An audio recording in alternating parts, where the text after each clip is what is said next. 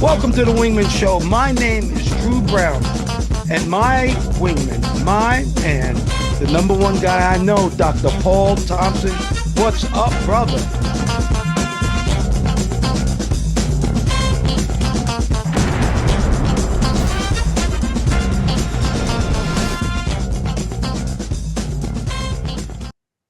Welcome to the Wingman Show, because we're floating like butterflies and stinging like bees. Rumble, you two badass jet pilots, rumble.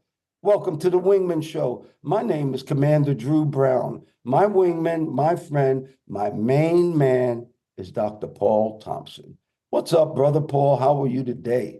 Well, Commander Drew, it's good to see you. I'm doing pretty good today. I'm doing very well, very well. Up and great. You look great too. You look a little strange. You're a little quieter. And I'm looking for where's the airplane in the background? I got an airplane. Where's your airplane? Well, believe it or not, the Wingman Show is coming to you from New Orleans. I am in New Orleans, so I figured I'd put that funky jazz. That's a great piece of artwork right there. I'm at the Cambria Hotel, and that's down in the lobby, and it's just wonderful. And this is my town, New Orleans, Dr. P. Wow, that's good. Yeah, I remember it's been a while since I've been in New Orleans. Had a good time, had some really, really good food there. Saw some interesting people on Bourbon Street who after Katrina. Yes, especially Mardi Gras. Well, New Orleans is part of my history, Dr. Paul. I got a full scholarship to Southern University of New Orleans, so I came down here. I actually got married. My daughter was born here, but then I came back, and I don't know if you know this, I had the #1 nightclub in New Orleans when I was 25 years old. I remember Lori talking about that. Yes, it was called Bundini's after my dad. This is how I got it because I didn't have any money. In New Orleans, 365, 24 hours a day, you can sell alcohol. So I got this in my mind that there was this place called the Old Spaghetti Factory. It was like a $11 million beautiful restaurant with balconies and staircases. It was gorgeous.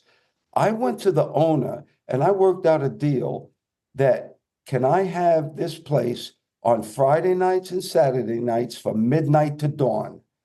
And he said yes. And he got all the liquor sales and I got the door. And back then I was charging $5 a head at the door. And that was very expensive back then. I'll never forget that. And Ali came to the club. I had a bunch of groups come to the club. It was the best club in New Orleans. Everybody came to Bundini's. So you were like a P. Diddy? I was no, hell no, I wasn't like no damn P. Diddy. Well, I mean in terms of well, you know what I meant. But. Yes, I know. Yes, I know what you mean. Okay. No, I was the man when it came to a nightclub. But the interesting part is the club was so good, I had the most fun in it. And that's why I became a Navy jet pilot, because it wasn't the kind of life that I needed to lead. So you know what our quote is for today? It's a great one. I love this, Paul. One thing we can always control is how we treat ourselves. And that one thing can change everything. Once again, one thing we can always control is how we treat ourselves. And that one thing can change everything. That is by Leanna Tankersley. And Paul, when you take care of yourself, anything is possible. That's true. That's important to do. And as I said before, everybody's critical. I'm hard on myself, and most people are hard on me. But don't do it to excess, where you're beating yourself up and hurting yourself and not going forward because you're in a world inside of your head that ends up holding you back because you're just looking backwards. You need to look for tomorrow. That's great. Today And tomorrow. one of the facts in life is be your own best friend. You have to start loving yourself, even if you have problems. What you do is you look at your problems and you fix them. If you're overweight, or if you didn't go to college, or if you have a bad job, work on yourself, because you can control that, Paul. Yes, you can. That's the one thing you can control. A lot of things we can't control in life, but that's something we do have control over, as long as you don't get hypnotized by an evil magician. Or a musician too, but don't get talked out of good stuff. Don't hang around loser people. That's right. Oh, yeah. If you hang around four broke people, you're going to be the fifth. If you hang around four smart people, you'll be the fifth. Yeah, yeah. If you're not, at least you up your odds a whole lot. That's right. Well, the title of the show this week is Customer Service. Why poor customer service? Well, who in the hell hired these people? Dr. Paul, you ever notice customer service is great at Chick Fil-A, at Apple, at American Express? Why do they have such great employees and other companies, especially a lot of fast food companies, but Chick-fil-A is kind of a fast food company, but you have employees that are just not nice, are not kind. It's poor customer service, even on the telephone now, Paul. Yeah, I was about to say that telephone. As a matter of fact, I was talking to American Express yesterday, just something good, just routine stuff. And I thought, you said in person or on the phone, and Chick-fil-A, I don't do a lot of that stuff, but it is really good at times. And that's in person, but I've never been to an American Express office. It's always been over the phone. But like you said, it's the same. I can't see them, they can't see me, there's the interaction. But it's the same, and almost like they're like cruise directors on a cruise ship or something, like that. And I said, no, I just want to make sure is the card activated. They want to tell you about your life and how they're doing, and it seems very genuine, and it's not verbose. It's very, very pleasant. In other places you go, and in extreme is like, what you want? You made your mind up yet? Sometimes the places where there were some restaurants that I've gone to, the worse the customer service, the better the food. That's a different category. There's some Caribbean places like that I could point out in different cities. The worse, the better the food. So if it's takeout, you'll be all right. There's just a couple of places I'm thinking. But I agree. Some places are just like terrible. And what I would do, and I think a lot of people do all the time, tell me if you do this, if it's some 800 number or some toll-free number you call, and a person is just like obviously out of it, I'll just hang up and I'll call back and you get somebody else. I wonder how often that happens in the United States. Maybe it's me. I'm the only one that's doing it. Paul, that is one of the greatest things that I have learned in dealing with phone people, dealing with big, large companies. Whoever you're talking to, when you call back, you will not be talking to them, and you'd be surprised the difference in service a person can make. And something like Chick Fil-A, well, the reason that these companies have such good employees is because the people who hire them know what they're doing. You notice in a job interview, everybody's nice. Of course you're going to be nice. Well, you can't teach happy. You can teach people how to do their job, but you can't teach personality and goodness. Well, Chick Fil-A, American Express, and Apple, God bless Apple, they found the way to do it, Paul. Yeah, they must do that. I wonder, it would be interesting to see I guess they've got kind of training manuals on this. Uh, it would be interesting what they say. I bet there's some similarities and commonalities and some great differences too, because they're different organizations, but they get the same result. A lot of throughput. I'll just say in the area that I'm in, you talk Chick Fil-A. There's a Chick Fil-A about every like 10 feet here. They're building like two right now that are within like about six minutes of me in traffic, in addition to the one that's about 2 minutes away. They're doing it. In fact, this one's going to be a two-story Chick Fil-A. It's a new concept. Wow. I see it now. It's like half done.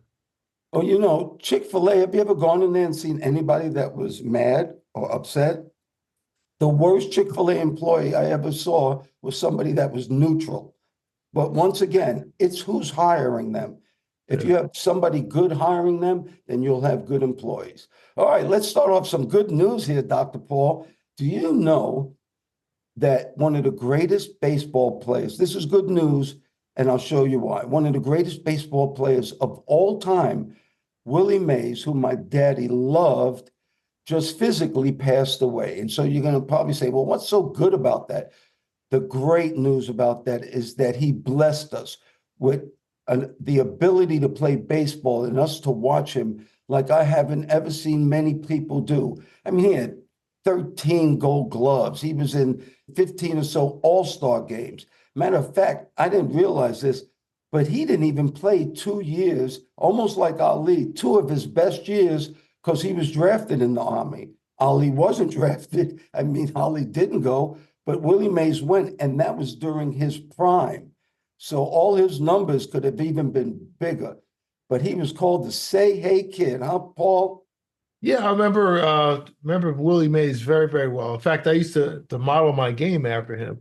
He was playing, he played, I think he started with the Brooklyn Dodgers, went out to San Francisco, then came back to the Mets. He San Francisco a long time. Then came back and played for the Mets, which was like double fantastic. But I used to model my game. I played baseball for a while. I was pretty decent at it, actually. I like to play the outfield. And I modeled my stuff after him. There's a video you can see of him making a catch. I think this is in 1950, whatever, 54 or so. And it's an over the shoulder catch. And I guess it had never been done before. And he's running towards the wall and he catches the thing over his shoulder. I thought that was so cool. I actually was able to do that 2 or 3 times. Paul, actually, with that catch, I heard him interviewed, and he said all he was thinking about is that he has to get it back into the infield, or these guys were going to score. And if you watch the end of the catch, that throw he made that actually threw him on the floor stopped the runners from scoring. And that's all that was in his mind. Yeah, here's another quote from him. He's saying that because he would do these fantastic plays, and he said sometimes I would just do easy things, but make them look difficult, just to give people some entertainment. Yeah, and just imagine what he made in his lifetime. You have a second baseman now in the major league, so you don't even know their name, that probably makes 10 times what Willie Mays made in his whole lifetime in a season. I mean, they're paying him 200-300 million now. I saw Willie Mays back when he was older and he was doing autograph sessions and everything. And he didn't look that happy. And I don't think he got his just due. But he was one of the greatest baseball players of all time. He was my daddy's favorite. Mine was Mickey Mantle, and we used to always go back between Mickey Mantle and Willie Mays. But Willie Mays did things that baseball players just don't do, because he was in the 20-20-20-20 club. 20 doubles, 20 triples, 20 home runs, and 20 stolen bases. Not many people have ever done it. He was an all-around baseball player. Right. And he was also a guy that related to people. And we'll show it. There's a famous picture of him playing stickball, which I played a lot. Stickball in Harlem with a bunch of kids. And before that, and then he bought us some ice cream.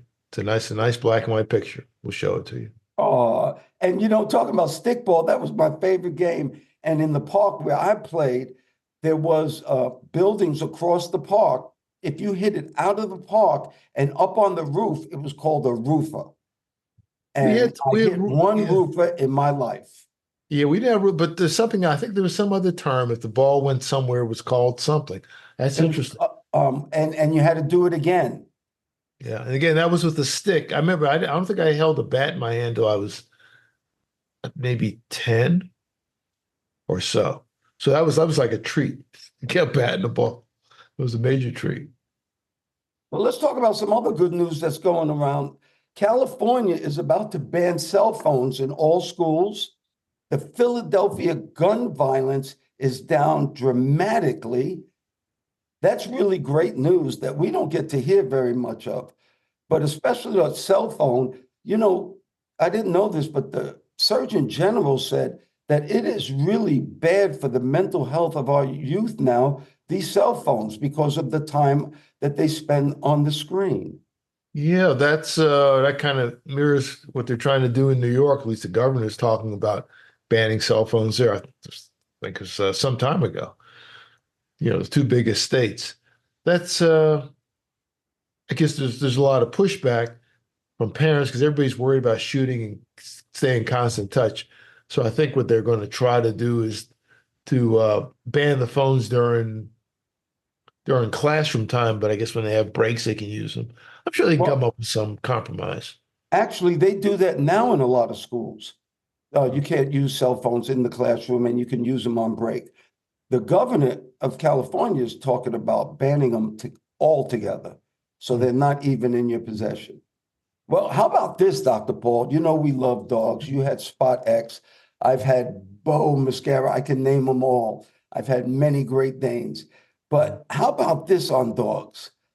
They're putting dogs in schools and in elementary schools, and it is actually shown that they are helping kids with reading because they read to the dogs and it seems to calm them down and it seems to really be working how good dogs are for these children. Yeah, yeah, I've seen that. Dogs in mental health and achievement. They're helping the kids, some with some difficulties, some with no difficulties, but they seem to be a calming influence in our crazy world.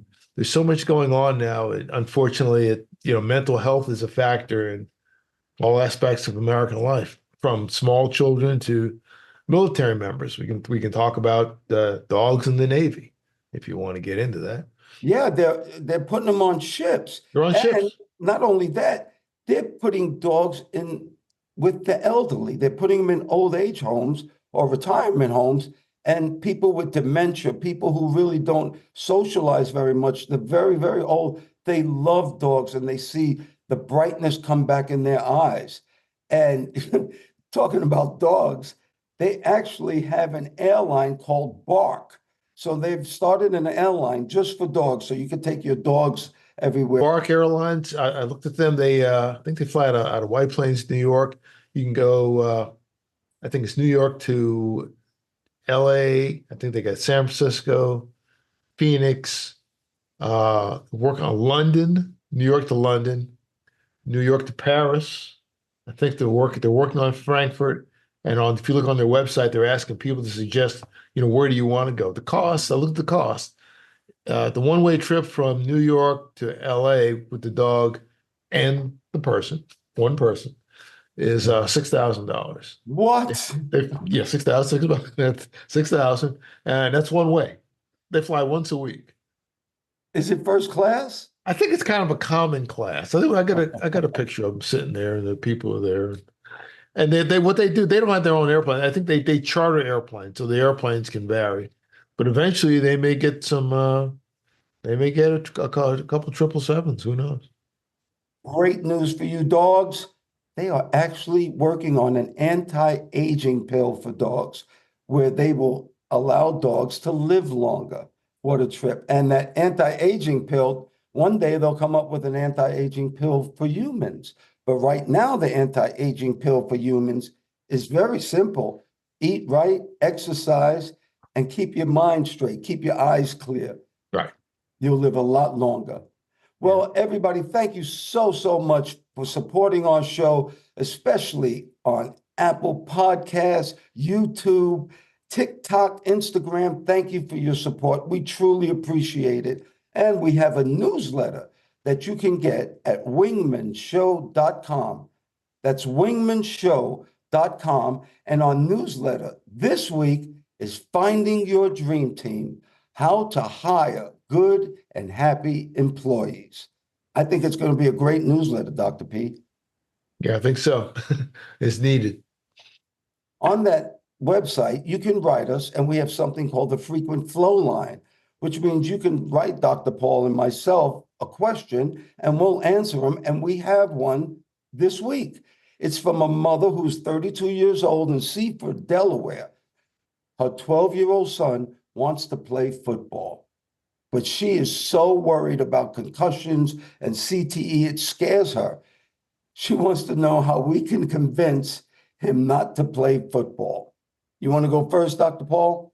Yeah, I would say, he's 12. Let him play, see if he likes it. And as far as the CTE, I don't think there's some studies say that it begins early, but usually that's at maybe a high school level or bigger level. If he's in a relatively small group, let him do it. Give it a shot.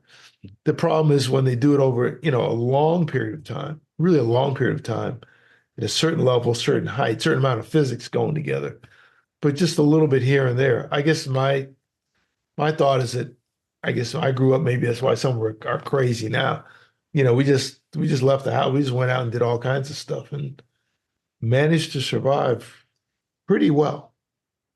And if you take, any kind of contact away, the potential, then you won't do anything. You'll never do that. You might run into somebody at home plate, even though baseball players are spread out. They do get together at a couple of times. So, get around and move. Don't limit them. If you see if it's just massive helmet to helmet contact, well, that's one thing. But if they're just running around, falling on the ground and rolling, I think that's okay. Give it a shot. Well, what I think, Dr. Paul, is first of all, if you want to stop concussions and CTE and even in pro football, take away the helmets. They won't hit each other. I guarantee you're not going to hit somebody with your head Or if it's bare knuckle exposed, boxing. almost like rugby, actually. But the Yes. truth is, I'll tell you my experience. I don't know if you know this, but I actually played for New Mexico State University. I made the spring football team. And believe it or not, I hadn't ever played in high school before. And I'll tell you how I stopped playing football. I was a tight end, and Joe Pisarcik, actually, who played for the Philadelphia Eagles, was the quarterback at New Mexico State then. And I'll never forget, he gave me a short route right across the middle. I caught the ball. Two cornerbacks hit me at the same time, but because they hit me at the same time, they bounced off each other, and I ran for a touchdown. And as I was going to get that touchdown, in my head, I was going, I love this game. I'm going to be a football player. Well, we get back to the huddle. Joe Pisarcik says, let's do the same thing again. We do it again, except this time he throws it high. So I had to kind of jump up to get the ball, and somebody hit me with their helmet right in the solar plexus, hit me right in the chest. Dr. Paul, listen to me. When I was on the ground and could not catch my breath, I made a decision that this game isn't for me. And the funny thing is, little Drew, when he played in junior high school, and he was the quarterback. And I remember on one play, he was running and they hit him and he fell on the ball on his solar plexus, knocked all the wind out of him. And I could almost tell that he said, I don't think football's for me. So like Paul said, I think maybe you should let him play for a little while and maybe something like that will happen. The problem with football is these kids are so big and so strong now that they really are dangerous with head-to-head contact. But, we did a show, Dr. Paul, do you remember, where they have these new helmets? Yes. And the NFL is actually using those helmets in practice. I don't know, they're not the prettiest helmets, but they're using them in practice. They don't use them for games yet. Remember that? Yeah, I remember that. Yeah, they were evaluating them. I think they used it during the just the initial, right. I think they use them in training camp and maybe for like a couple of practice games, but they're using them in training camp, still evaluating them. Just like the dog stuff, they're still evaluating the dog before they put it out there. Yeah, they're not the prettiest, but they may work. So you're going to see different helmet designs. Well, Dr. Paul, you know what time it is? It's time for Wingman PSA. From the 11 facts in life, fact number 10, we are all one race, the human race. Once again, we are all one race, the human race. Dr. Paul, it is very important. And this is something that I know personally. My mother's white, my father's black. They are not different races. We are all one race. And I actually know this.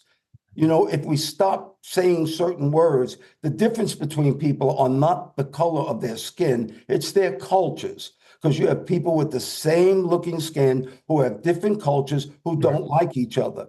Like the Native Americans, and actually I found out they don't want to be called Native Americans, they want to be called American Indians. But they didn't all love each other. Tribes in Africa don't all love each other. People in Europe don't all love each other, and yet they're all the same color because we are one race. We're Homo sapiens with different cultures. And I think once we learn to put that in people's heads, we will start coming together. There is a difference between people, but it's good and bad. And that's what we should separate, Paul. Agreed. All right, Dr. Paul, let's play a little game. And it's called Test Your Exercise IQ. I'm going to ask you a question, Paul, and I want you to see if you have the answer. Okay. How many minutes of exercise should you get per week, according to the Centers for Disease Control and Prevention? 60 minutes, 150 minutes, or 300 minutes? What do Oh, you think? Mr. Drew, I think I'll surprise you. I think I read it some time ago. I think it's 150 minutes a week. Is that right?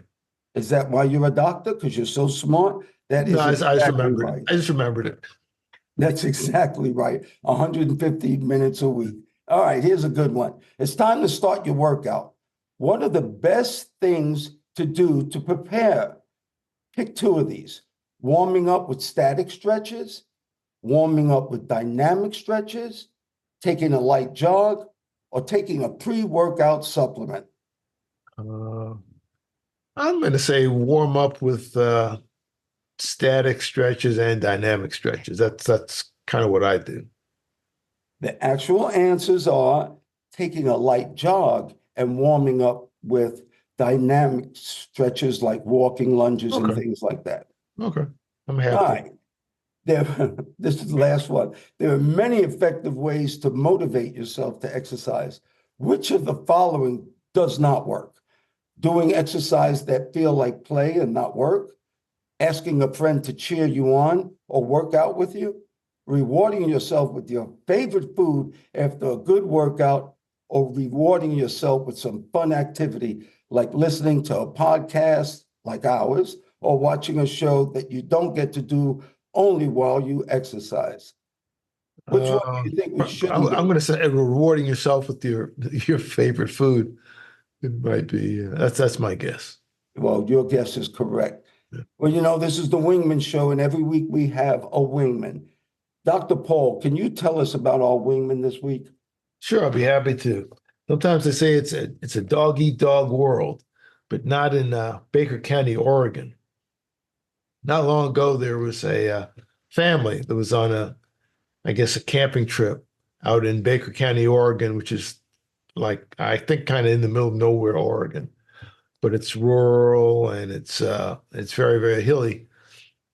And there was a gentleman named Brandon Garrett who was, part of the group, and he went into his pickup truck one day with he had four dogs, like you. He had four dogs, and the dogs are in the pickup truck, and he's going out to do something.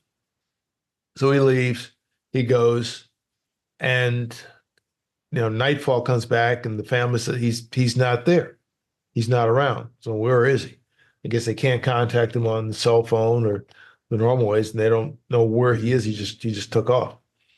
Well, he's it's late at night, and a dog comes back. One of his dogs came back, and they knew something was wrong. So the night passes. He's there overnight, and what happened was he took a curve, took a turn. He wasn't able to negotiate the curve, and his pickup truck rolls down into a ravine, and he's hurt. He's hurt badly. Wow. He's able to get away from the vehicle. I guess there's no fire, but he's like about 100 yards away, and the dogs are all scattered. But one of the dogs, Blue, actually went back to the campsite where the rest of the family was and the rest of the group. And the dog went through about 4 miles of trail and brush to get help. So the next day they went out and they actually found him. The family actually found him. The dog led him there. And I guess the other dogs were around. And he was in a very precarious position. They called for help, and they got the Baker County Sheriff's Office involved. And what they ended up doing was putting a high line rope system to go get him across this ravine. We've got a picture of that. It was really something, and they were able to get him, extract him, get him into an ambulance, and they took him to a life flight helicopter. He was very badly damaged, but the sheriff said that if it wasn't for the dog, they probably would have never found him.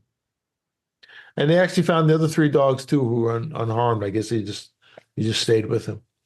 But the wingman of the week is the dog Blue, who saved his owner's life. And I guess they said not all heroes wear capes. Some of them have fur and bark. Yes. Dr. Paul, whatever makes you happy, whatever you think is important for you and all our listeners, and Dr. Paul, whatever you think is beautiful, may you have that today and forever. I pray for peace. I pray for peace too. And again, we appreciate those who listen, like, and share our message. If you watch us on YouTube, please give us a like. It helps the algorithm push us up a little higher, and we can get out to more people. Hit the notification icon so you'll know that we put out a new episode. And if you hear us on some other podcast format, please give us a like or some show of support. We would greatly appreciate it. Thank you once again, Dr. Paul Thompson, my friend. Thank you for your love, your time, and that's something that we won't ever get back. I want to thank all the listeners too. Thank you so much for doing the show, Dr. Paul. We're jamming. Well, thank you, Mr. Drew, for inviting me on. Always good to talk to you. And ladies and gentlemen, please remember to like, share, and subscribe to this podcast or any of the podcasts. If you're looking at YouTube, they say smash the like button. Don't smash it. Just press it gently and use as a link to all your friends.